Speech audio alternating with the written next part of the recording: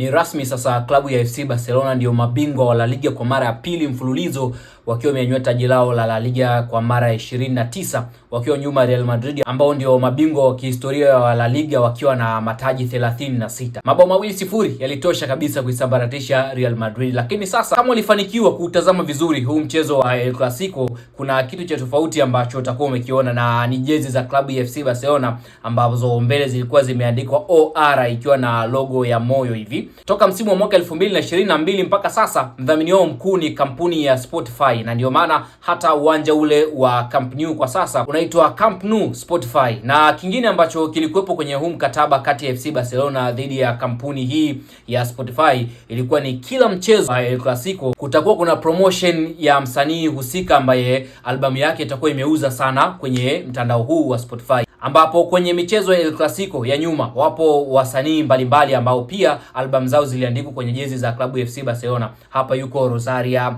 yupo Drake, Ed Sheeran pamoja na Travis Scott. Lakini wapo wasanii wengi sana ambao mara baada ya kufanya vizuri kwenye mtandao wa Spotify, albamu zao zilikuwa zinatangazwa kwenye kila mchezo wa El Clasico. Sasa hii OR ambayo unaiona kwenye jezi za klabu ya FC Barcelona katika huu mchezo wa El Clasico dhidi ya Real Madrid ni albamu ya Olivia Rodrigo, ambaye huyu ni star wa mziki wa pop. Na ukiangalia vizuri kwenye hii logo pia ambayo imeandikwa OR, utaona pia kuna alama ya moyo hivi ambayo wenyewe wanasema kwamba ni OR heart logo, ndio maana ya albamu yake. Na ilipata nafasi vizuri sana kwenye mchezo wa El Clasico kuweza kutangazwa, na hata msanii mwenyewe Olivia Rodrigo alikuwa sehemu ya mashabiki wa klabu ya FC Barcelona ambao walifanikiwa kutazama mchezo huo ambao ulipigwa na Real Madrid kukubali kichapo cha mabao 2-0, na FC Barcelona sasa ndio rasmi mabingwa wa La Liga kwa msimu wa mwaka 2025 2026, ikiwa ni mara ya pili mfululizo.